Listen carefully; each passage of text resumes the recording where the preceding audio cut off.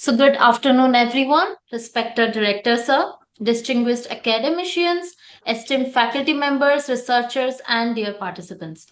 It is my pleasure to welcome you all to day three of our faculty development program.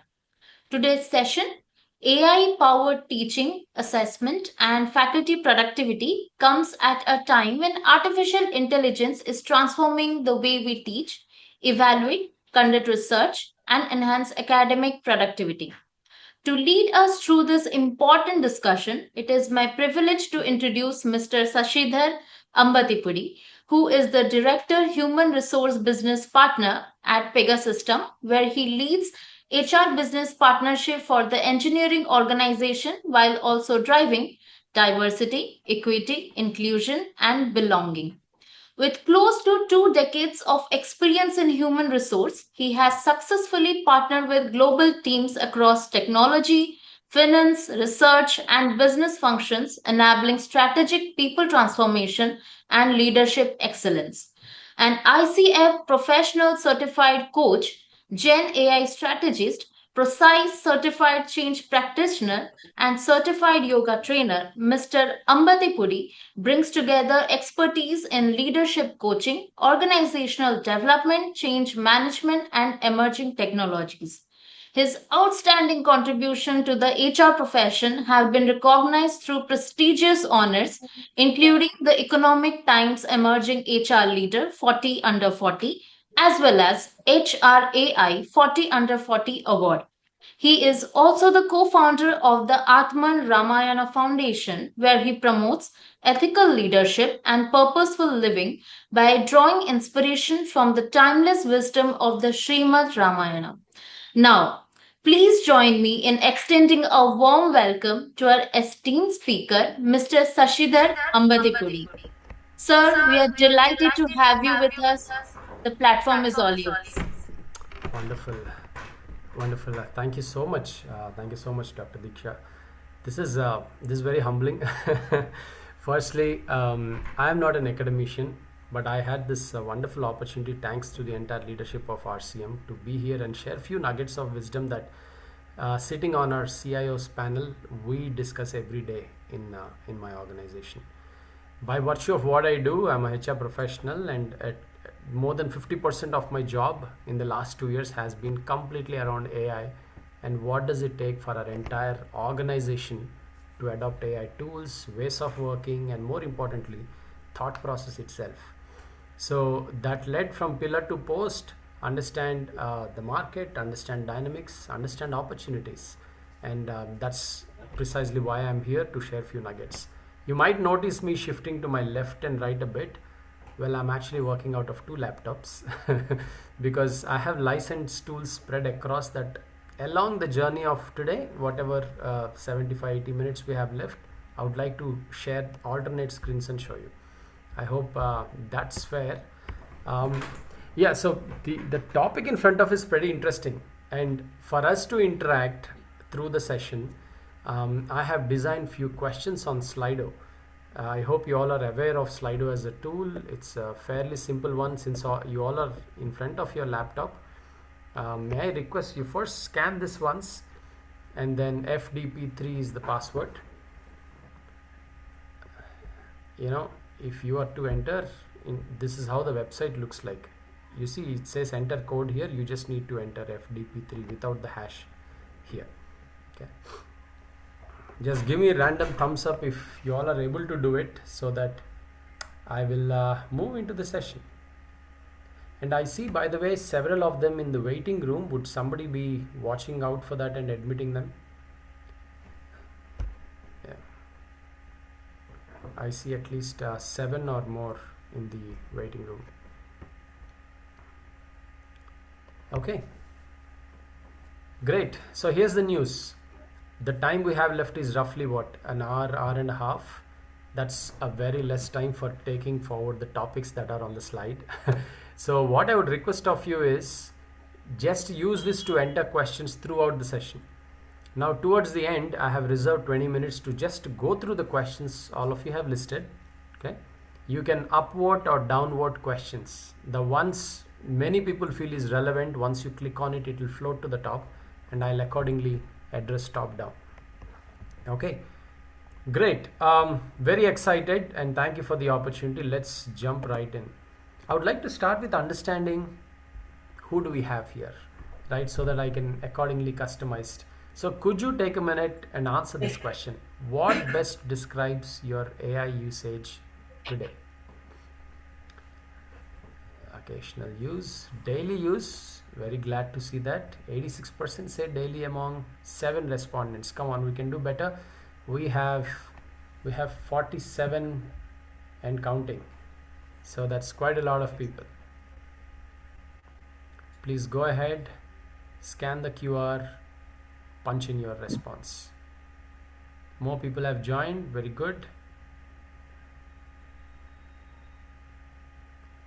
Go ahead, use the Slido to put forward your answers. It's important because it will give me a level set on what is your proximity to the tech, and then accordingly how you can imbibe it into your day-to-day, how you can use it for assessment purpose, faculty development, productivity, and many other things that we'll talk through the session today.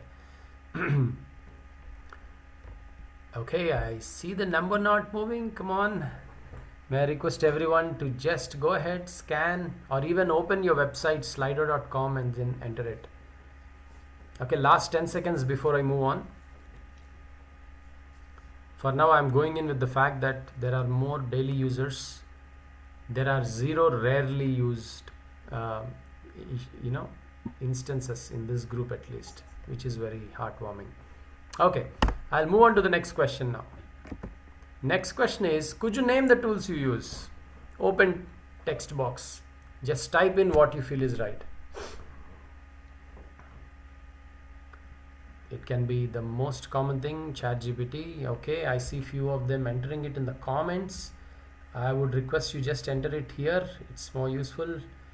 ChatGPT, Google Gemini, my favorite Claude. Maybe I'm biased, but trust me, once I started on that, it's tough to go back.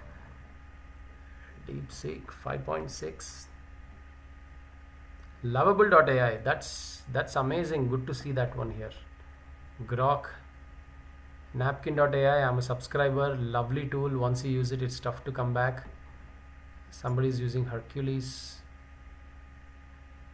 Canva, of course.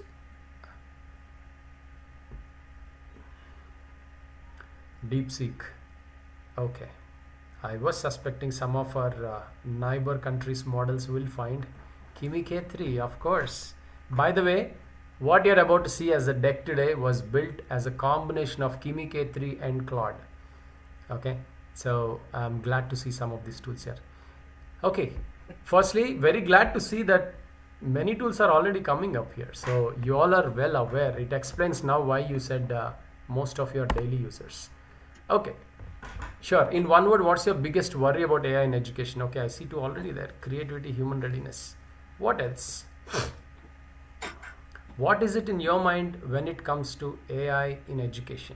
Is it opportunity or is it something else? What is the worry that's keeping you up at night? Plagiarism, AI detection, of course. You see it as an opportunity. Okay. Ethical usage. Trust me, this is the topic everybody is racking their brains on as we speak. Very pertinent. Okay. Opportunity. Describe it if you'd like to call out something more on opportunity. What else? AI detection. Data privacy. Oh yes. Oh yes. Personally, I'm very about putting in anything in free models. Unless I have an enterprise edition or a licensed version, I've become very careful, by the way. Okay. Ethical data privacy. All right, great. Superb. Now, let's move forward. I was told that yesterday was day 2 and that you learned a lot around the tools, which is fantastic. I couldn't join, of course, but today we're going to take this forward. Now you are aware of tools. You already filled up the slide with various tools. But when it comes to How do I use it for a workflow, not an instance? I prompt I get is an instance. I prompt I do a series of activities is a workflow. The net result of using AI should be, is it saving time and is my work getting done better, right? That's what we will do. Of course we will not use some of the automation tools here. For example, tools like make, or there are several others. We won't be touching them today because I want to ensure we bring everybody on a common platform, and subsequent sessions perhaps will address them as well. Our roadmap for the next several minutes is going to be this. I would like to start off with an outside in perspective.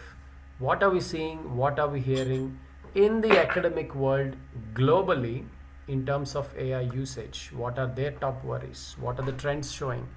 Try to mentally map it as to where you are as an individual and where your institution is as you go through those slides.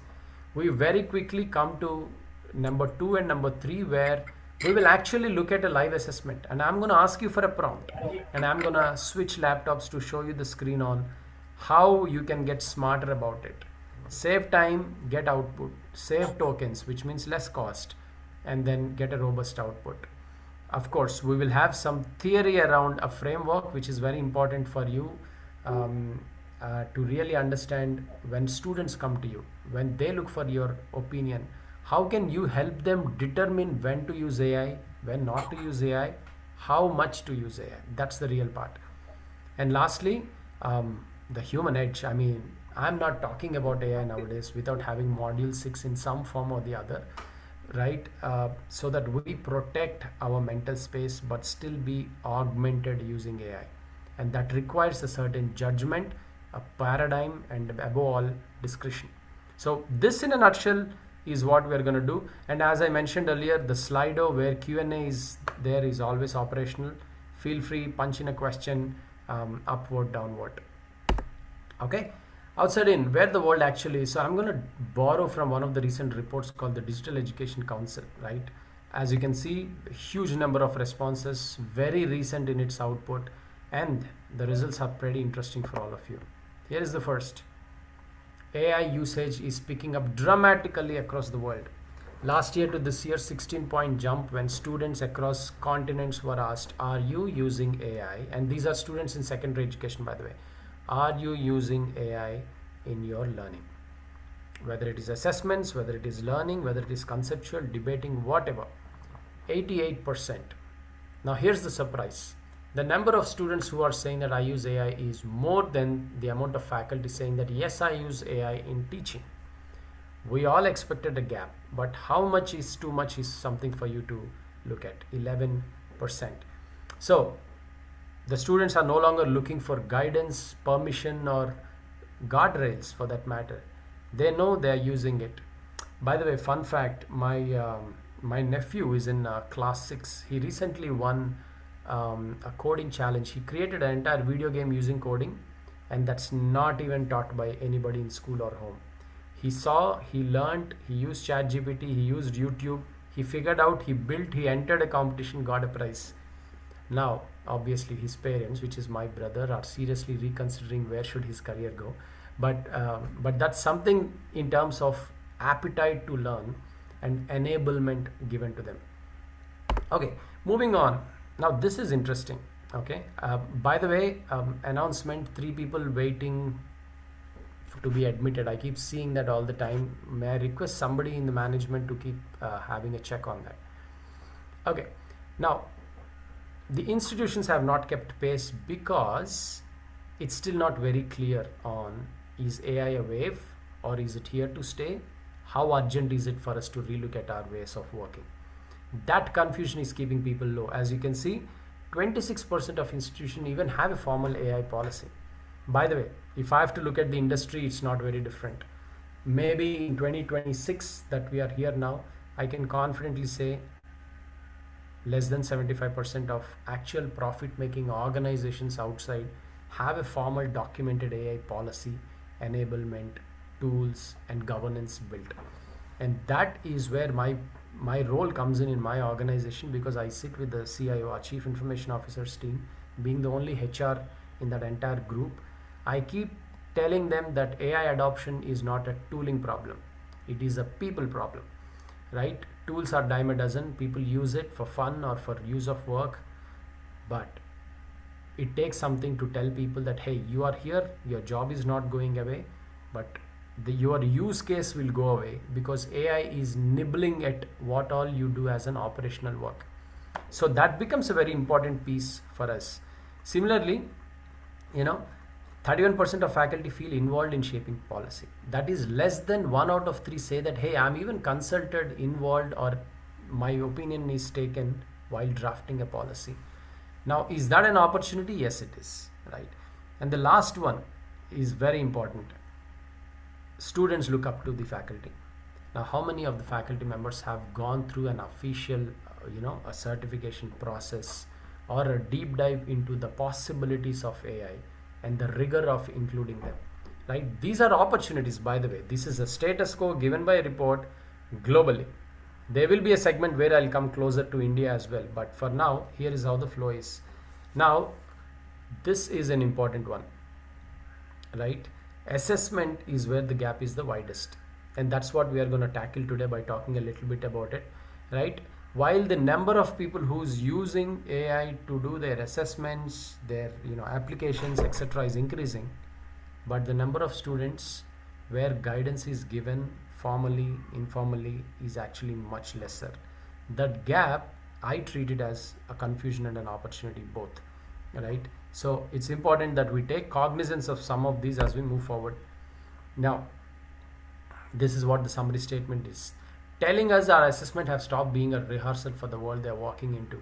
Let me tell you this: we hire tier 1 BTech graduates every year in our college, in our organization. We go to the IITs, we go to the NITs, and I hear from students there who first intern with us before joining, saying that the decks used to teach some of the engineering first year, second year subjects have not changed in 7 batches. Now that to me is shocking, right? And I ask them, how do you learn them? What is your attendance percentage? Where do you spend most time? What are your preferred methods of learning? And all I hear is library and ChatGPT. I mean, ChatGPT as a tool, but AI as a way, right? People have custom built agents to accelerate their learning conceptually, so that there is this model called Socratic learning. I'm sure many of you would have come across this. This is a very smart group, but the point of it is learning that is hyper personalized to my speed, my needs, is where the future of learning is, and AI is making that possible, explaining the statement that we have on the slide. Okay, now this I would say is a good news, because if you break the world into Europe, Middle East, Africa, or EMEA, the Americas, which is US and Canada, and then you have the APAC or the Asia Pacific, which for our purposes we include India. The ability for the faculty to actually include AI in their learning is the highest in this part of the world, which to me is a wonderful promise, because we are not resisting, we are figuring out. But there are our counterparts elsewhere in the US and Canada. In fact, if you see that number 76 to 67 in 1 year is actually talking about active resistance.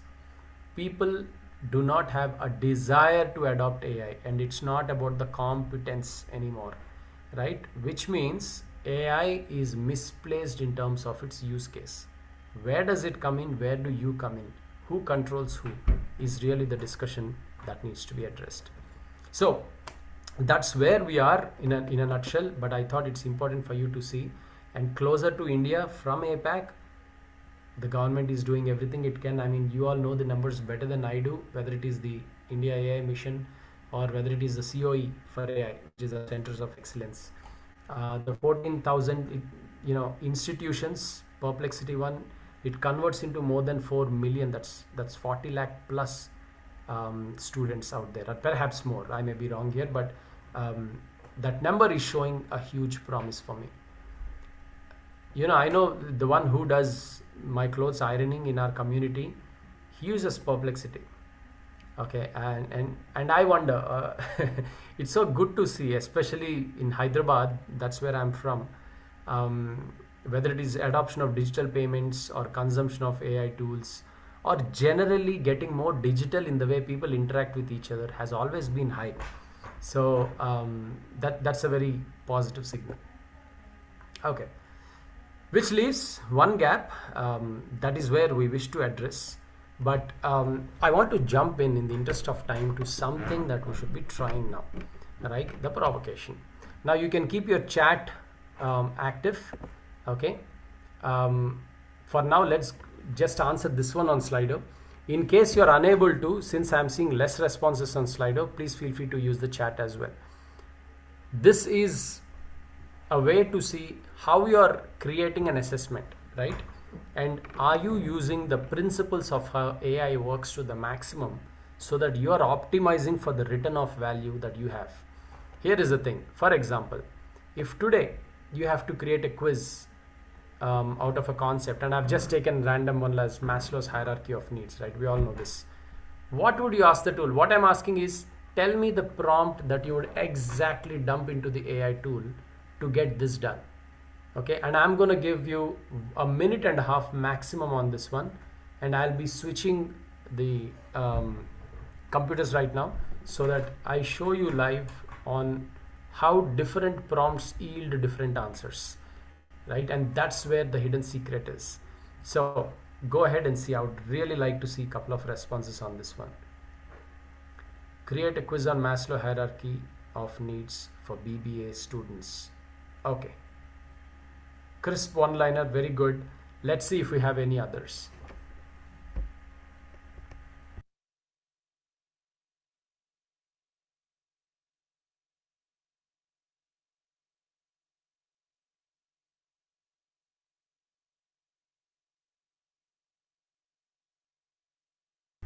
I see 4 others typing. I'm gonna pause and check.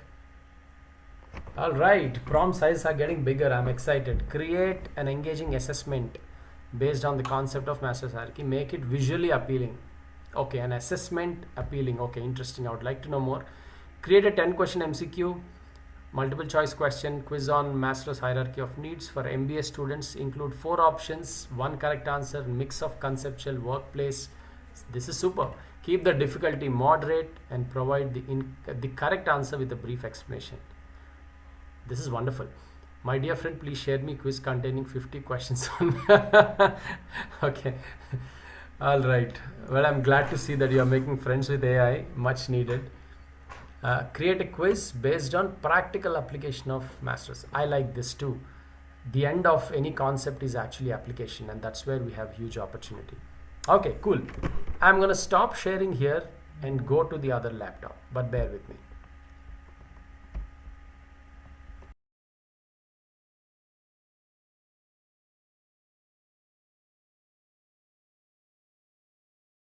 All right, here I am. By the way, the Slido is still active and I see it there, but I'm going to take over the screen to show something else. Absolutely something else, right? Share. Okay, looks like on this laptop I don't have sharing rights. I have requested that whoever has control, the admin, could you give me sharing rights for this, please? Okay, super. Content. Okay, I'm gonna share it in a second.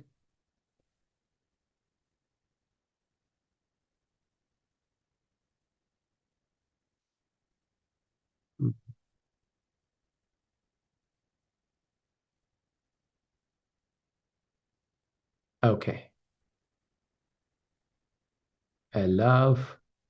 The thing with Apple laptop is it suspects everything, including the administrator like me. Okay, now here is the thing. I have taken one of the first prompts and I said create a quiz on Maslow hierarchy of needs. Here is what comes out of it as. Right. Okay, and I'm using Perplexity tool here because this is one of the best research tools, and we can select multiple models, etc. What it has written for that simple prompt is 2 questions. 2 questions saying a college student feels unsafe, blah, blah, blah. And then which of the following best illustrates the safety? Okay, great. Now, there was another gentleman who gave a different prompt. Let me open that piece and I'd like to punch in just for us to see this, right? By the way, I use a tool called Whisper Flow where I only dictate, I no longer type. Call me lazy, but that's the new world. Create a 10-question MCQ quiz on Maslow's hierarchy of needs for MBA students. Include 4 options per question, one correct answer, and a mix of conceptual and workplace based application questions. Keep the difficulty moderate and provide the correct answer with a brief explanation.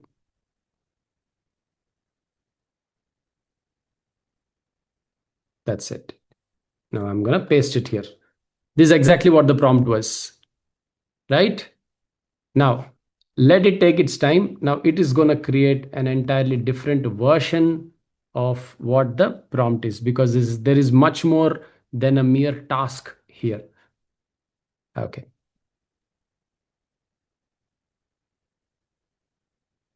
Now, while it comes up, I wanted to show you something else in the meantime. And what it is this.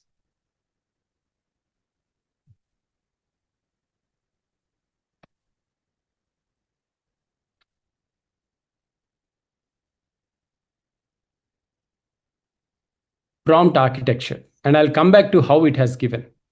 Okay. The beauty of AI and also the danger with it is as smart as it is dumb. The more context you give it through prompting, the better it is suited for your response. Have you faced it that you have once needed something, you have been engaging with the AI tool, it gave you back something, you said, no, no, not this, give me that, and then etc., etc. Things have been back and forth, and finally you would have given up, exasperated, right?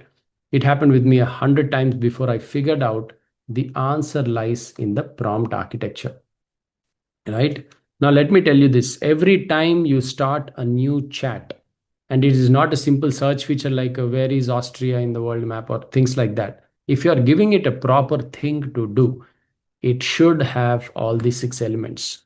And let me tell you, worldwide, the best prompts versus those who don't know miss out on point number 2 and 6. The average ones miss out on 1, 2, and 6. Okay. The absolute beginners only focus on 3 and 4. In fact, only 3 sometimes. And that's where it is. Let's quickly go through it. And then I'll go back to the screen to see what has that yielded. Perplexity takes some time. Okay. Number 1, role. Who should AI be? Right now, if you want it to think like an expert at quiz or master in psychology, or give it a role whereby you can tell it that you know the content in and out. That role is very important. Context is exactly what it cannot see.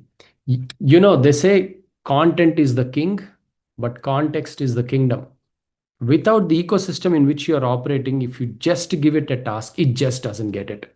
So the context here is, I'm a teacher, there is a class, 50 students, tomorrow is an exam, or versus this is just a conceptual thing at class. You know, why is it for, what are you doing, what is before and after? Giving some background is really the context here.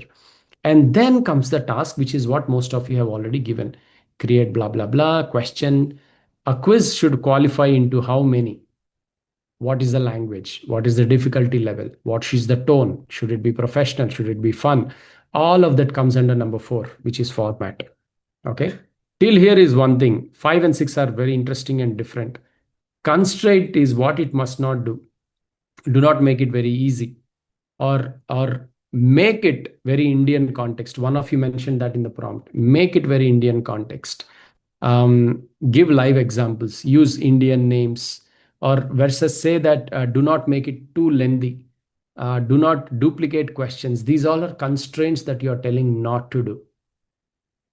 All this is one thing, but less than 1 out of 100 people use the point number 6 here, which is interrogate, or actually deep dive, right? After the first output, let AI review its own as a critic and then get back to you saying that, hey, here is the output. Also, here are 3 ways in which you can improve it. It stretches the thinking of the user in this place, which is exactly how AI should be used, right? It is as a thought partner rather than a administrative assistant. So I usually ask questions like, did you understand? Ask me questions if you have any clarifying aspects. If you are to look at it as a critic towards the end, tell me the top 3 points as to why this is not the best version yet, right? If all of this in a single line each, 6 sentences is your prompt, then the probability of you redoing your inputs every time is going to drop drastically all the way till 90%, depending on, of course, how strong your prompt is, right? With that, let me just get back to this screen and I'm going to show you where we landed. Okay. Now for this, here is what it has done. It has given me 10 questions because you asked 10 MCQs. Maslow's hierarchy for MBA. Okay. Secure job, stable income. One, two, three. HR wants, it's an organizational example. Startup founder. Okay. Yeah.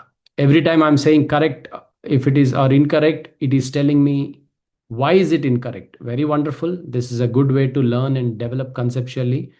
Okay. And you have additional prompts here, of course. Make it harder, make it easier is different thing. Okay. This is much better effect. Whoever has given the prompt, kudos. Compared to the original one liner, we have jumped a notch up. Now, basis what you have just learned, if you have to give role, context, task, format, constraints, and interrogate, this is how your initial prompt will look like. Is it more time? Yes, it is more time. But where does it save you time? In back and forth.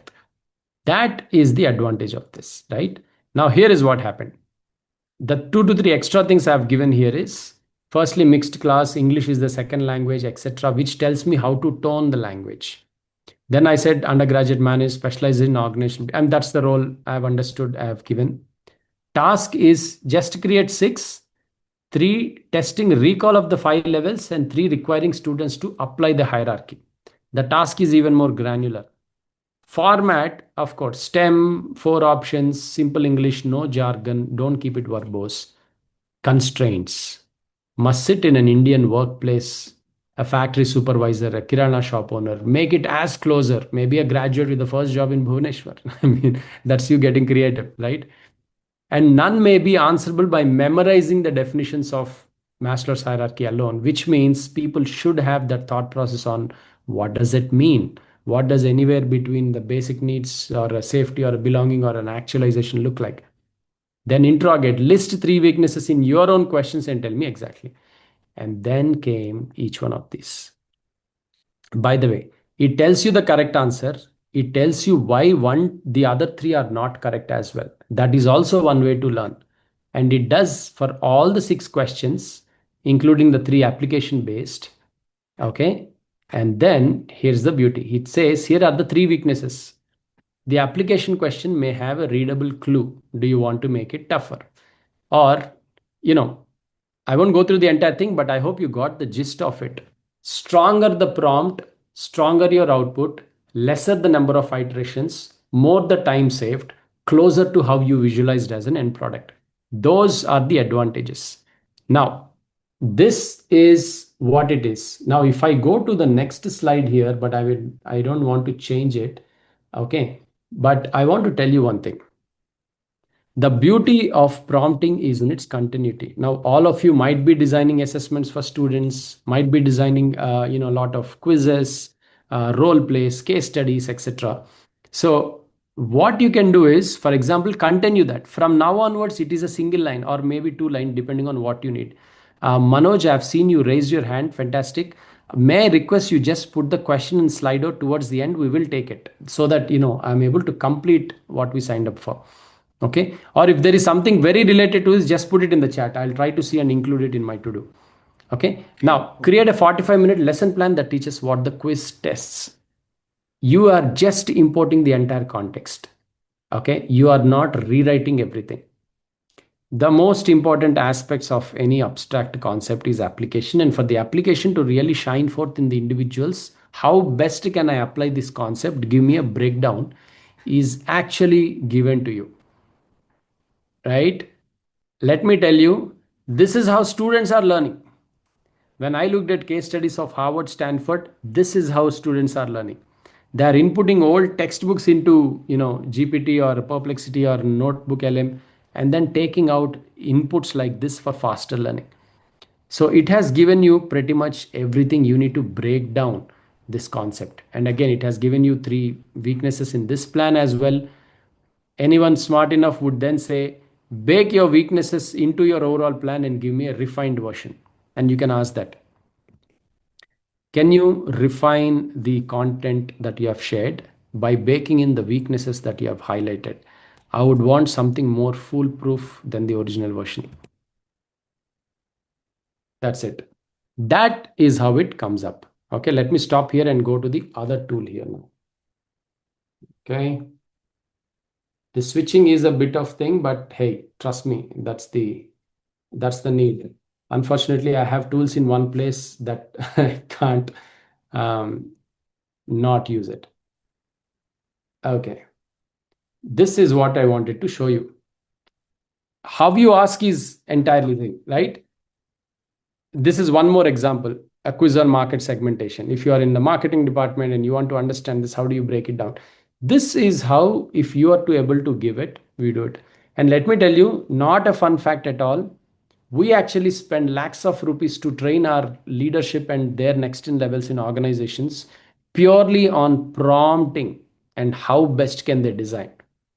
By the way, the company I work for, we are now about to build products that is called no prompt AI, which means my workflow is built in a manner that the agents will take care of even the prompts, and what I need, I will get through clicks and output that is gold class and that is uniform. If anybody among the 60 of us today were to use the same tool for the same output, the output will still be the same. But if 60 of us were to do our own prompt and create, there will be significant differences in the output. How can you address that problem is really what we are now thinking next as, right? Um, okay. So Manoj, you are saying, please explain the interrogate in your framework in a more simple manner. All right. Interrogate is nothing but you are asking the model to critique the output it has given. This is playing the model on itself, right? Um, Usually when models give, you assign a persona and then you say role, context, task, and it gives you. The model is smart enough to now watch back as an observer and critique it using the same role that you have assigned it earlier, and can give you loopholes in the content. That will save one prompt for you if you include it as part of the framework. That is the purpose of interrogate. This is what we do, right? When we have somebody coming up with an initial draft, we look at it and then we say, hey, change that, change this, make it sharper, make the tone better, etc. That feedback, instead of us giving, you are asking the model to critique and give you a second draft directly. That is the purpose of interrogate. I hope that explains that piece. Okay, super. Now, this done, what I was showing you earlier, right? Which is you need not have 20 prompts. I'm sure you all have heard about this concept called token maxing. Suddenly, everybody's paying more money for the same tools at an organizational level. Those of you who said you use Claude, you would know that Cowork, Fable, they all have now come priced with a certain value. Like Fable is one of the models of Claude, and it is telling that you get $100 if you are a pro user. If you cross that, which means you have engaged with AI enough to consume the credits worth $100, you need to pay more for you to continue using, right? So for you to avoid a scenario like that, there are a couple of techniques. The most important technique is a strong structured initial prompt. Trust me, as I was telling, anywhere up to 90% of your repetition and iteration is cut down if your initial prompt is structured enough. Post which, there are other techniques such as editing an existing prompt if you don't like an output from it, rather than creating a new prompt. Okay, so there are other techniques. I think a proper workshop with everybody sitting and doing a live case, it makes sense than theoretically telling it. But what I wanted to show you on this one was what we have done in the Perplexity tool. You can continue the dialogue. You said create a 45 minutes study plan. You can also say create a 20 pager white paper that I can give to my students. Or you can even say, create a case study basis, a particular event that you could give, and then say, create it in a manner that the solution is about application of this concept. And it's not very easy to just AI it and AI out for students also without them having some understanding of the concept. That's how you do it. Okay. One prompt is a trick, one workflow is a habit, is exactly what I was showing to you. When I said that 90% reduction, what does it convert into hours saved? Now, this is research by Educause, US based, with more than 2000 university partners. And their research shows that on an average, people who are actually looking at AI and trying to do better prompting, etc., this is how it is. 5.9 hours saved. Candidly, so far in my work for the last 4 years, I've been engaged on AI. I still couldn't quantify time saved, but I was able to showcase how better output has come, number one, how back and forth is reduced, and above all, how time is drastic from a request to a closure. But personally, how did it save time for me or my own metrics? I still couldn't establish, but something to focus on. Okay, now chat is open. Why don't you all just post it there? You have seen an initial example of how a structured prompt can give you better output. Then we placed another for continuity. If you have to ask, what else would you be asking as a material output from AI there? I asked for a pager or a 45 minutes class and how could it be designed. Can you think of ideas on what else you could use it for? In fact, this is more for me to learn from you all on what would be your use cases so that the second half I can cover accordingly. Okay, let me paste it here as well. You had a strong prompt, you have got an initial output. How else can you carry on the conversation to create other artifacts? Okay. By the way, if anybody is interested in knowing the tool that I'm just dictating instead of typing, it's called Whisperflow. This is the tool. It is built by an Indian, very proud to say, and this has become a very used tool. I have crossed dictating 2.5 lakh words in the last 1 year. Um, it just speeds up everything. Okay, sure. Now let's move on. We are at 4:13. Okay. Building teaching material. What's the interrogation step, especially? This is where you stay in charge, right? To those who asked, take a look at the three tools and give me a hands up in case you are aware of all the three tools. Okay, I'm talking about Perplexity, Elicit, Notebook LM. Let me stop sharing so that I can see your hands. Who has association with all the three tools? Please raise your hand or throw a thumbs up. All the three, Sukanya, Ipshita, fantastic. Okay, great. Then clearly there is some scope for us to, okay, I see a few more. Uh, Shubhashri, superb. Okay, great. All right, not totally unknown tools. Okay, very good. Now, let's talk about those tools quickly. As faculty, you would be on the creating edge of some of these assignments, work, or even designing your class. Sometimes writing, there will be, I'm sure, a lot of publication you do as well. So, for all this, the bread and butter is actually research, right? And research, instead of theoretically, I wanted to showcase an example of how each of the screen looks like and how you could be using one after the other. This is not an option of either Perplexity or Elicit or Notebook LM. No, it is plus, plus, plus. Okay. Yeah. Think like my strategic content, analyze what you've created, channel, prioritize sequence, which superb. This is looking much better as a structured prompt. Okay. Now, Perplexity, I'm sure everybody is aware of it. The tool looks like this. If I open a new window, this is how it looks like. Okay. Of course, I usually put Kimi 3 thinking. That's why I smiled when it was there. Perplexity, the advantage of it is it directly reads off the internet, real time, and it cites the sources that it reads off from. Okay. And Perplexity, among other reasoning slash research tools, is known to be the least hallucinating. You would have seen in the newspaper organizations, which I will not name, but in their consulting documents, in their consulting reports to clients, they have used certain AI tools without discretion, and it has hallucinated wildly. Hallucination is AI's way of just inventing facts, right? That's what is written here. General chatbots invent citations, right? Suddenly saying that in Australia there was a thunderstorm and 300 people died. I mean, it's unfortunate, but there is no way of verifying with the flood of information we have all the time. We would rather choose the research tools different from the reasoning tools. Today, if you ask me, if I have to go research on the best colleges in North India for anthropology, example, right?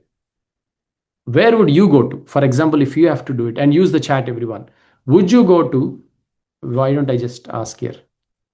If you have to research about anthropology courses in institutions or universities in North India, which tool would you use?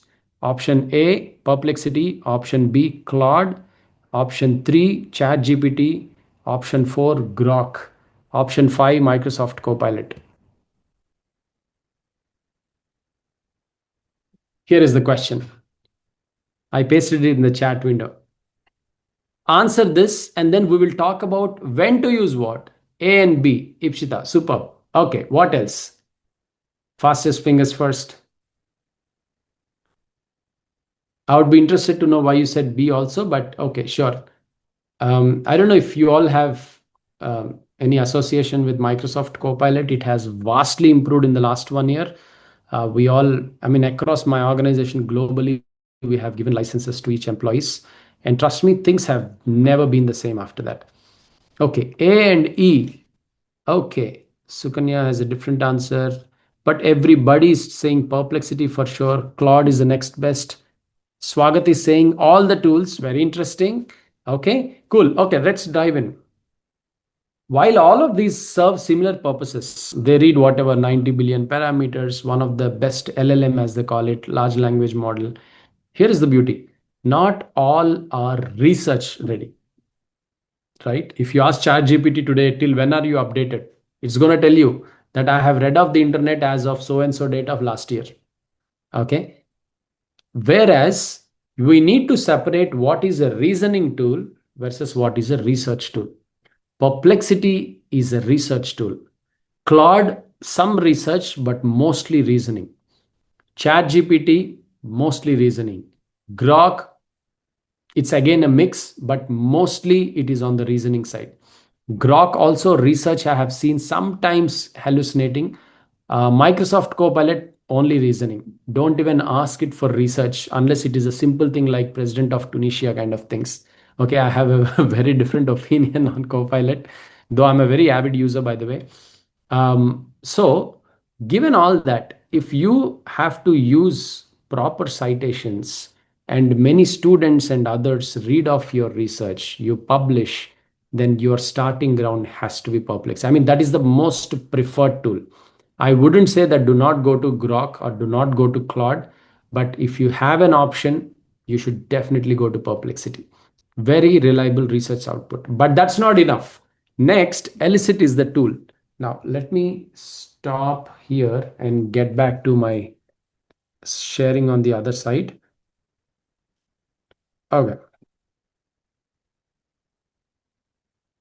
This is how Elicit tool looks like. Okay, if I click on new, this is how it look like. Did you know this reads off close to 168 million research papers, clinical journals, etc., to give you a very focused search and get back to you, right? Which means it doesn't answer you, it will point you to an answer. Now, what I've done with it today to show all of you is this prompt, okay, where I said Give me uses of Gen AI in faculty development across higher education institutions globally. Focus on assessments, teaching, workflow creation. A very basic prompt because I first wanted to see what is the real brain power. So far, what I've used is very different uses, never for academia purposes, right? So what I've done today is actually use it like this, and here is what it has done.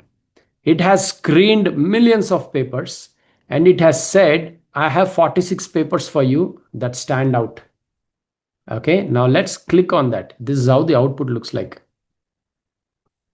Now, each one of them is a white paper with the relevance as high. When I looked at all the 46, everything is high, by the way.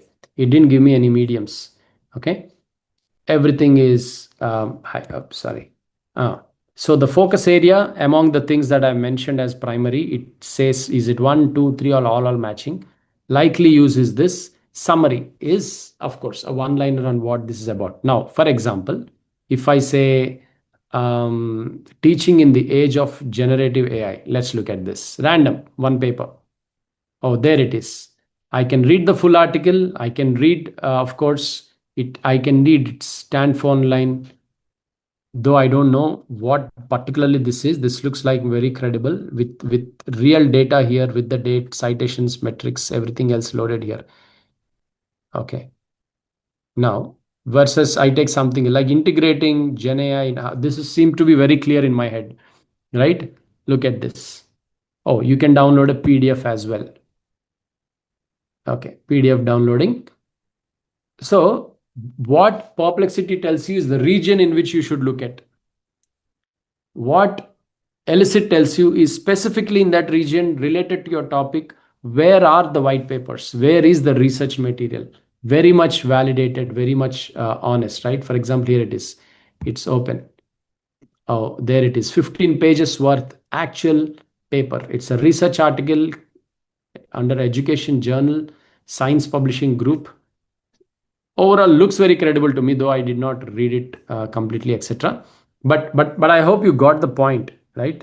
The point is, Elicit is going to be your next tool for research. Now, depending on what topic you're teaching your students, whether BBA, MBA, or any others, okay, if industry level research oriented papers, you have to get it. Here is where you get it. But again, that's not enough. I showed you three tools. The third is Notebook LM. The third one is Notebook LM. By the way, just raise hands or shout out or just put it in chat if you use Notebook LM. Do people use Notebook LM here? As I was saying, I stay in Hyderabad, right? When I talk to some of the schools and colleges here, this seems to be like fundamental tool there. Okay, I'm seeing at least one yes here. Others, I hope you are still with me. Manoj says yes sometimes. Okay, cool. More yeses there. Okay. By the way, quiz question. Notebook LM is recently named into something else. Any idea? Google wants to bring all its tools under one brand name. So they have changed the name of Notebook LM to something. Hmm. Gemini Notebook. Perfect. That's what it is. Let's look at how that can help. Now, first step, you have researched on Perplexity. Number two, you went to Elicit. You have figured out several papers that are of interest to you. Now comes the third, which is Notebook LM, right? Or Gemini Notebook. I mean, these are notebooks that I use, and this is just one section. I have another ID where I use many other things as well. Now, what I do, everything HBR, look at this, for example, right? Everything HBR, let me just remove this and expand this. I have several of HBR content, books, materials that have come to me. I'm also a member there. So what I do, I dump everything into this so that it is a RAG model. And for example, I created this for our view today. I said, give me a list of top 10 articles that you think are relevant for an HRBP of multi. Okay, not this. Wait. I thought there was something else.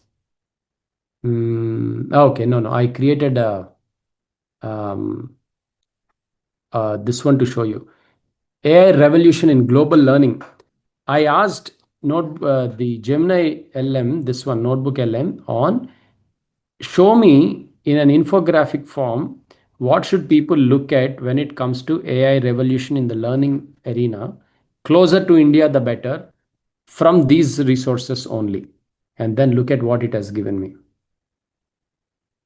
This is a beautiful infographic. And I'll be sharing, by the way, I'm going to share the deck with you, the links with you, any of these resources that I'm showing, because learning shouldn't stop with me. And there are slides that I'm not even going through in the interest of time, so that you get more time, and you can read it at your own pace. Look at this. How beautiful and eye catchy this is to actually share summaries, right? By the way, I have started using Notebook LM's extracts, infographics as my cover pages if I write a white paper or if I put an executive summary deck, right? Because this is just so immersive in its learning. 4,000 graduates reskilled annually. ICICI is running a program. Okay, I didn't know that. University corporate bridges. The AI wall in expertise. This is perhaps the reason why people are afraid in the industry. You see this one? AI is cutting years of experience and saying even juniors with better prompts can actually understand a concept and execute workflows as good as a 10-year or a 15-year technologist, right? The AI wall in expertise is really that fear. Anyway, so the point I was trying to make, and let me get back to my deck now because I think I'm fairly done with the other laptop. Okay. Ask me any question you may have either here on the other one. Should be good.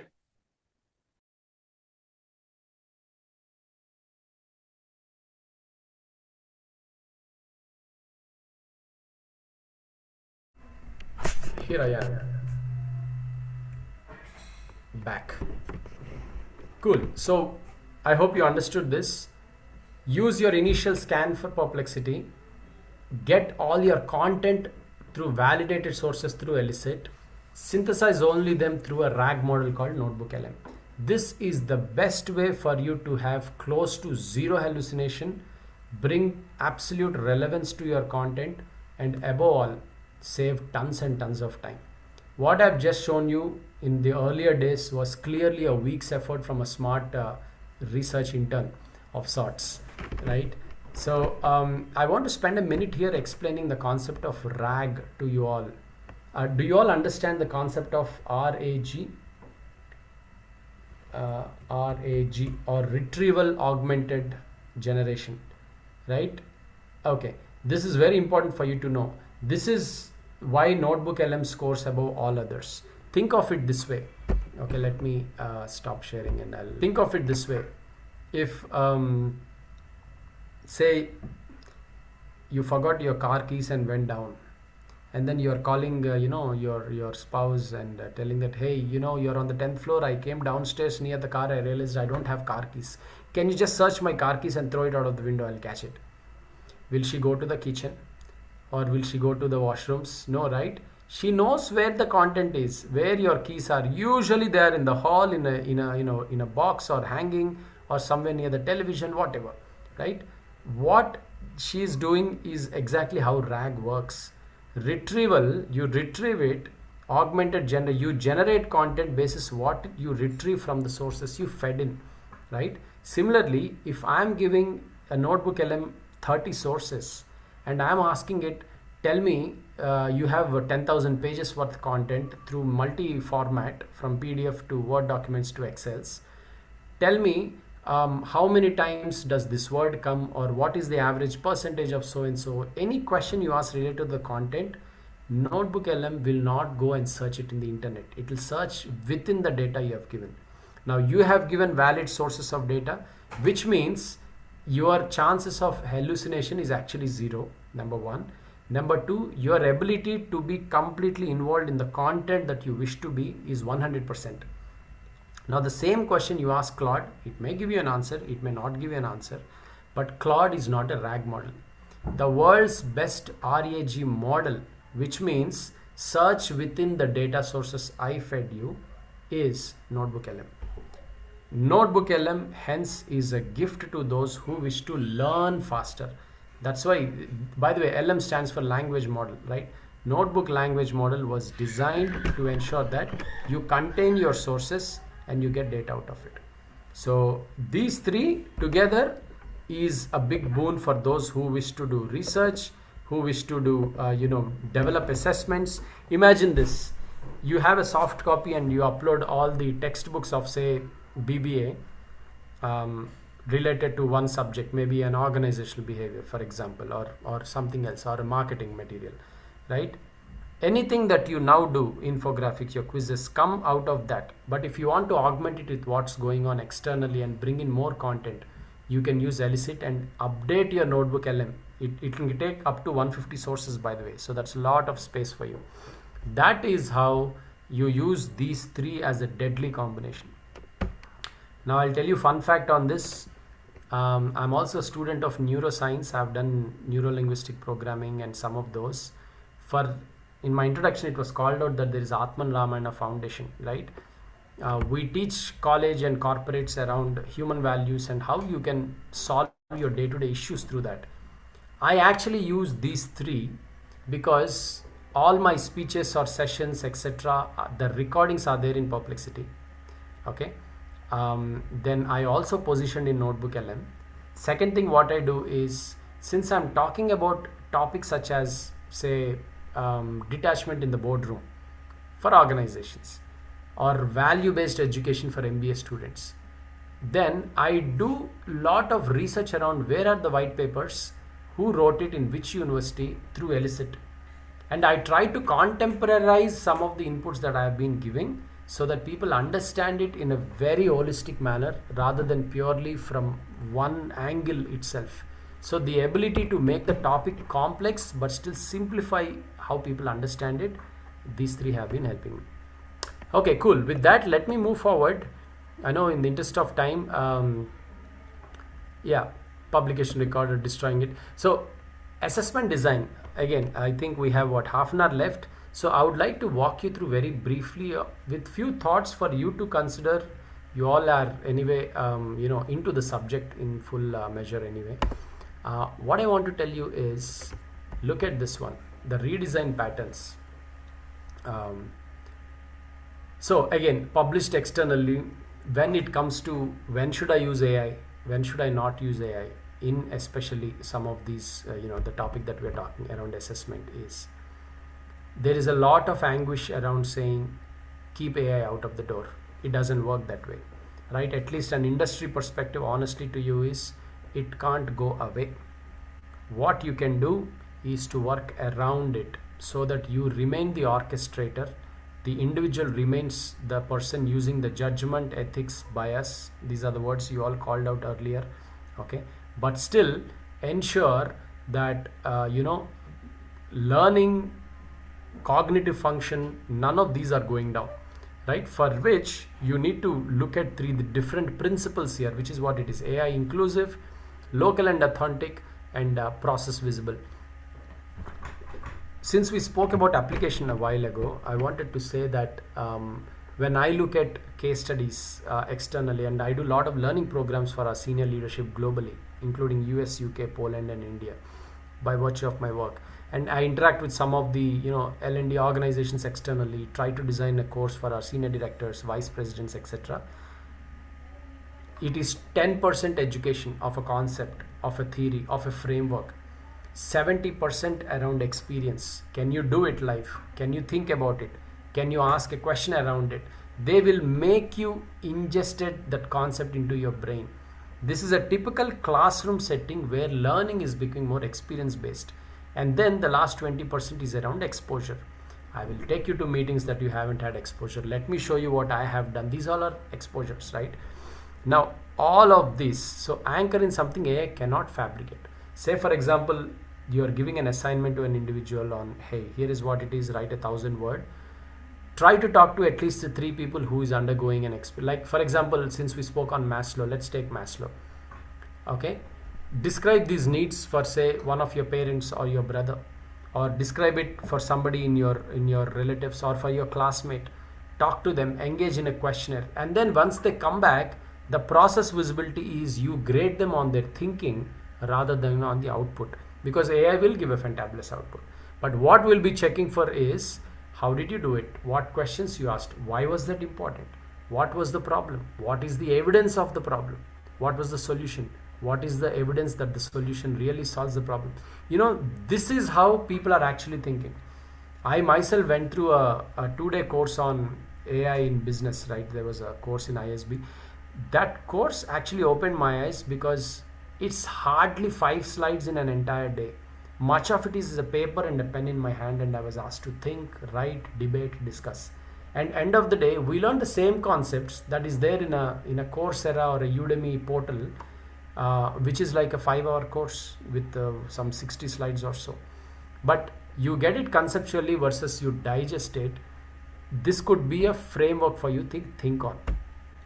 Okay, this might be among the last slide before I open it up for Q&A, but this is important, right? There is this framework called the AIAS, which is AI Assessment Scale. By the way, this is from one of the white papers that I found on Elicit, okay, by a university in Australia. I felt this made ample sense because this is what we live in day in and day out. This is not 5 stages. These are 5 levels. Each level is unique on its own. It does not mean 1 is bad or 5 is best and the journey is from 1 to 5. No. It is our ability to discriminate as a faculty or as an educator when we work with our students on, hey, I'm going to teach you in this semester this subject. Now along the journey, there'll be classes, there'll be assignments, there'll be discussions, there'll be written material, there'll be exams, and against each one we will be telling you this is a number 1 activity, no AI, versus this is a number 3 activity, everything AI. This is a number 2 activity, you think but you don't use AI for the solution, you learn it through AI in that manner, right? Of course, the fundamental premise here is students are honest and they get it. But the idea here is, instead of putting AI away, we are actually embracing it with conditions. With conditions. The first one talks about no AI. This is one of those pure play, listen, question, write and learn. Right? You employ more of your neuroscientific instruments in your mind and then try to really get a basic, the abstract concept in. Then a different way is stage number 2, where you can brainstorm, you can ask questions, you can learn, you can ask for examples, you can ask for Q&A. But hey, by the time it's up to you to get to a written stage or an exam stage, no AI. It's not open book. Number 3, this is interesting. AI can help draft and refine, but your role for this particular section of your overall learning would be to critique it. Remember the interrogate stage, which I think Swagat asked, right? That interrogate stage, that you are asking the individual to be. How else will you develop critical thinking in them, right? This is how it happens. So that's on AI collaboration. Full AI is for some of those more simpler materials where we are saying, hey, go ahead, complete most of it using AI, but tell us in terms of how you did it. What checks you did it, how did you verify the output, in that manner, so that the individual is not giving the charge to AI but holding the charge, but outsourcing some of the day-to-day tactical actions to AI. This is the 4th way. And the 5th one, and the most interesting one yet untapped, is AI exploration, which talks about a lot around how else can you apply, what is the problem you wish to solve with this knowledge, right? What can be a creative way of application of this wisdom that you have gained. That is how AI exploration is. For example, there was a student in Karnataka, I believe, in a school. They were given this problem of how do you harvest water in the air. I think around the world many have done it. The group of students, they have read all over the internet, used AI, reached out to people, spoken to them, etc., etc. They finally built a model whereby using certain natural twigs, etc., by way of condensation, the water in the environment just drops into a bottle and gets collected, right? So it was an example of how you use knowledge of one for solving a problem of another. That is AI exploration. So here is how I visualize it, and you all are the experts. I may be wrong here, but it's important to understand it. if I am teaching the old say I'm teaching some of my juniors around succession planning and other things, right? And I've started giving them certain assignments to do. For example, look at data of last 3 years and come back, etc. And I want them to use point number 3 when I say that. When I sit with them in a one-to-one and ask them, what have you understood? Teach me back, etc. I'm using number 1, no AI. Versus I actually tell them, okay, what else can we do here? Just think of it and come back, etc. I'm prompting them to do number 2, which is brainstorming, outlining, but come back and do. So you can section it in that manner so that people take it accordingly. That is what it is, right? Yeah, the questions for any assignment, I mean, can I complete? What human judgment does it fail to capture? Down the line, you all might have been exposed to the MIT study whereby people completely outsourcing AI, all their decisions, their learning and their thinking are turning out to be cognitively less powerful than some of those who are doing pure play brain work, right? So some of those are important for us to notice here, saying that when we are asking our children or our students to use AI, it should be in terms of what part of it is with you still, right? What part of it is not. For example, there is a framework that I have put in. I don't know if it's there. Yeah, this particular framework, by the way, I'll give the deck to you, the other slides also you can read, but this is an important one. Every time a student comes to you and says that teach me when to use, when not to use AI, this could be your framework to refer to them, right? When do you outsource? When it is mechanical, verifiable. I mean, nobody will still count numbers on their fingers with calculators in their hands. Same with AI now. Nobody will sit and do some of those compiling work if AI can do stuff for them. Versus, where do you partner, right? Do I bring something the machine cannot? Do I have an end in mind and then go ahead and start prompting and expanding my thinking? That is partnering. Thought partnership is where most of AI work today that I do is sitting, by the way. Verify using AI is again important, right? You use the right tools when it comes to is it real, is it not, etc., etc. The stakes are high, like the consulting examples I've given you. You should definitely ask them to hold the control in your hands. Once in a while you spend time manually, it doesn't matter, just to ensure that the model is working fine for you, depending on how you are engaging it. What you should never give to AI is the reserve piece, right? Do not delegate ever. That's why it's written there. This is what retains the human in the loop. That is the big concept out there. HIIL, human in the loop, is when do you not give the decision that affects another human being in the hands of AI purely. It's like I'm pinging ChatGPT and saying I have tummy pain, what medicine should I get, and then going and buying it from a medical store, right? You wouldn't do that. Why would you do that with anything else around feedback on somebody, grades of students, ethical calls around what is correct, what is not? You may do some partnership around similar cases what was dealt, but you should never ask what should be the judgment on this particular one, right?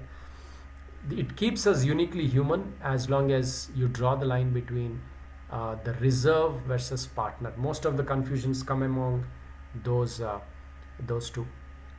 So this in a nutshell is what I wanted to share. There is a governance roadmap which you can anyway look at it, but in a nutshell this is what we covered today.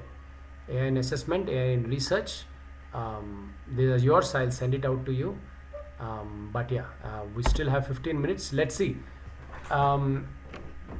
So far, before I open it up for Q&A, I would like to learn from you what stayed most with you in the conversation today. Anything that you're taking back specifically. And by the way, also keep the chat active, or feel free to unmute and ask me any question.